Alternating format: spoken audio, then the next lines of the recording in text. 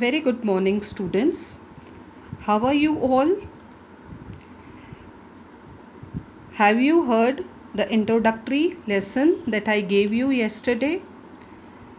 I gave you a brief account how we are going to study during these online classes, and for some time I'll be taking your classes through the videos that I've been sending to you. As I told you, you need to keep your book ready. आपकी book बहुत ज़रूरी है कि वो आपके सामने हो, तभी आपको लेसन समझ में आएगा, नहीं तो नहीं आएगा. So all those students who haven't bought the book, quickly buy your book so that you can understand the chapter easily. So the first lesson that we are going to start is from geography. What is the name of the chapter? Resources and their types. Resources and their value or importance that we are going to understand now. So what is a resource and how does it becomes valuable? So first we are going to understand what is a resource. Everything that is present in our nature that is of any use to human being. अर्थ में जो कुछ भी present है अर्थ crust में, जो हम human beings के किसी न किसी काम आता है, present in earth crust and is of any use to human being, that is known as a resource. वो हमें हमारी लाइफ कंफर्टेबल बनाने में हेल्प कर रहा है, तो उसे हम क्या कहेंगे बच्चों? Resource. Resource can be described in many ways. They have existed on the earth from prehistoric days. Earth crust में जो है वो अभी थोड़ी ना आया है. जब से अर्थ बनी है उसके बाद से वो जो कूल डाउन प्रोसेस हुआ, अर्थ पर लाइफ ओरिजिनेट हुई, तब से बहुत सारी ऐसी चीज़ें हैं जो अर्थ क्रस्ट में प्रेजेंट रही हैं. Even before the coming of human on earth, उसके पहले से ये सारे रिसोर्सेज अर्थ क्रस्ट में प्रेजेंट हैं. So they existed on the earth from pre historic days, but man did not have the tools nor the technology to use them. Earth crust में तो था, लेकिन ह्यूमन बीइंग का mind इतना develop नहीं था उस समय, या ह्यूमन बीइंग ने ये नॉलेज डेवलप नहीं करी थी कि उन रिसोर्सेज को कैसे यूज़ में लेना है.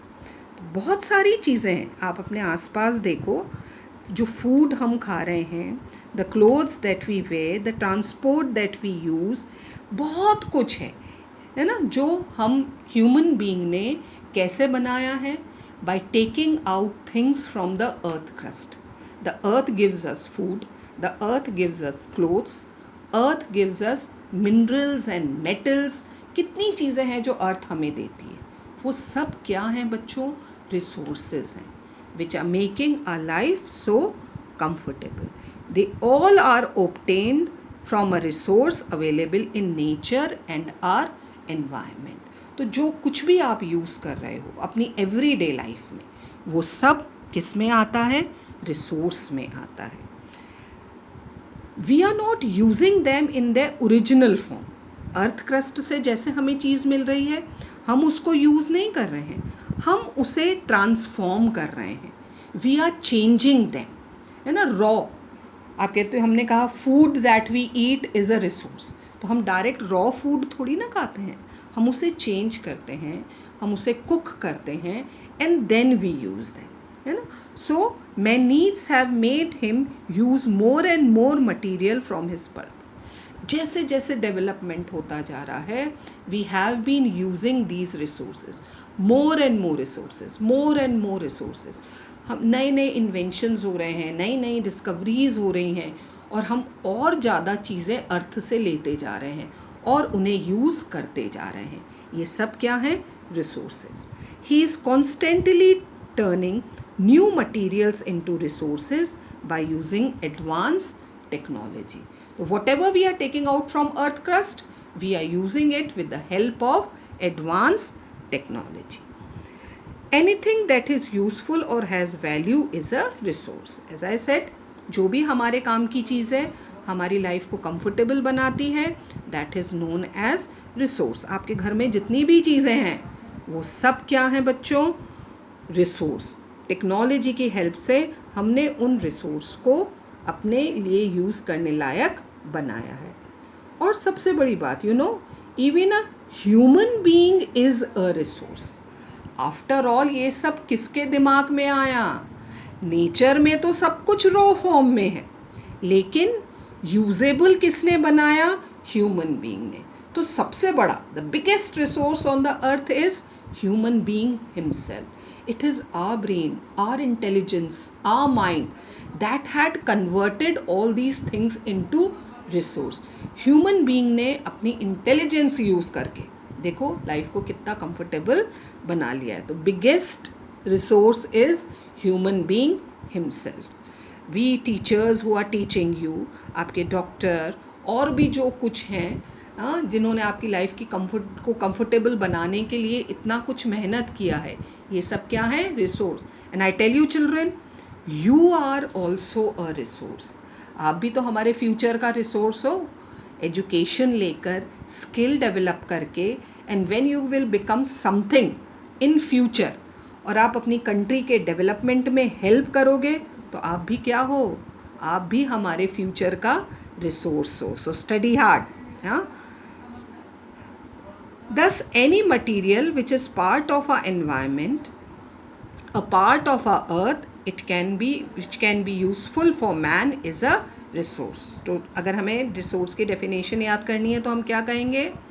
Any material which is part of our environment, a part of our earth, if it can be useful to man, it is known as a resource.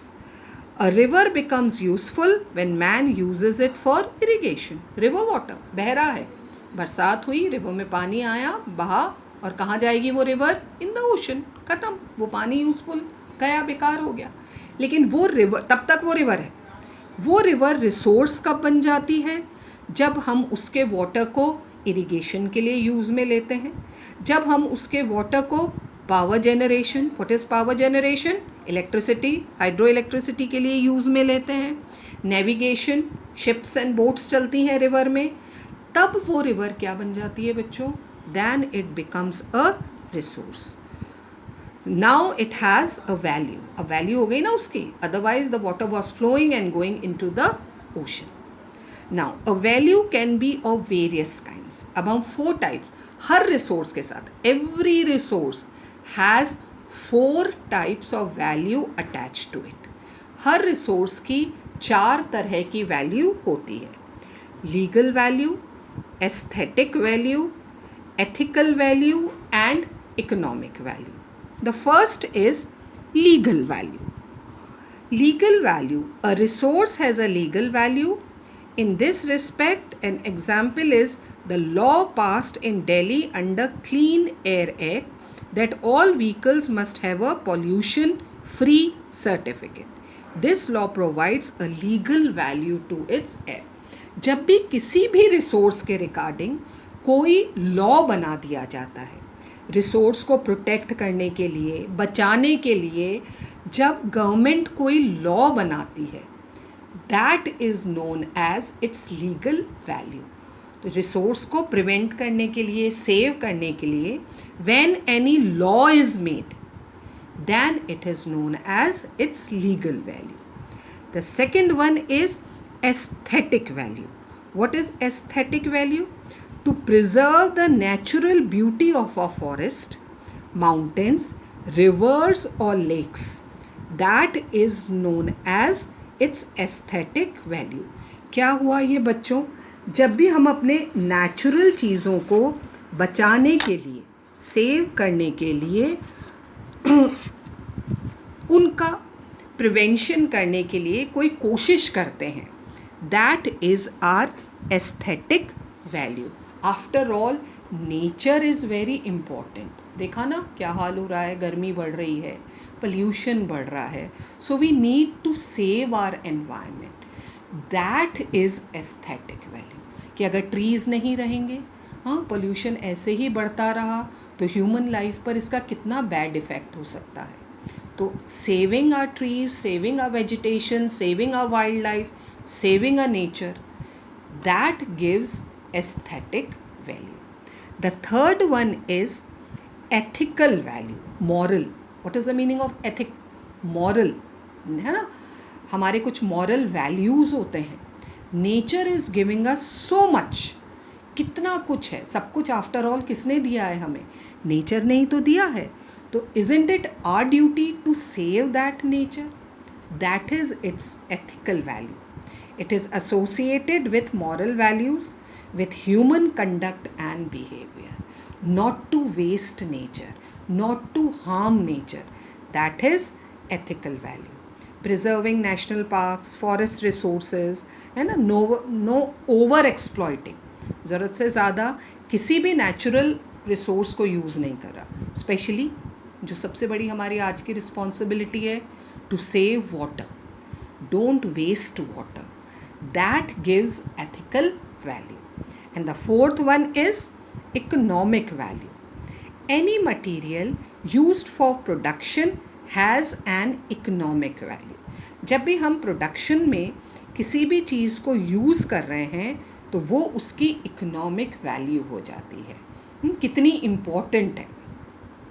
Like roads बनाने में सामान आ रहा है, इलेक्ट्रिसिटी प्रोड्यूस हो रही है, बेटर मीन्स ऑफ एग्रीकल्चर है. ये सब क्या है? उसकी इकोनॉमिक वैल्यू है कि वो डेवलपमेंट में कितना हेल्प कर रहा है. कोई भी resource, any resource which is helping in the development of the country, that gives it's economic value. जितना ज़्यादा कंट्रीब्यूशन उसका कंट्री के डेवलपमेंट में, उतनी ही ज़्यादा उसकी economic value. So I hope you understand the 4 types of value of every resource: legal value, aesthetic value, ethical value and economic value. So moving on with the lesson, the next thing we are going to read is unequal distribution of resources. Up till now we have read that resources are very important for our life. हमारे life को comfortable बनाने के लिए, एक good standard life lead करने के लिए we require a lot of resources. हमें बहुत सारी चीज़ों की ज़रूरत होती है. लेकिन are these resources equally distributed everywhere?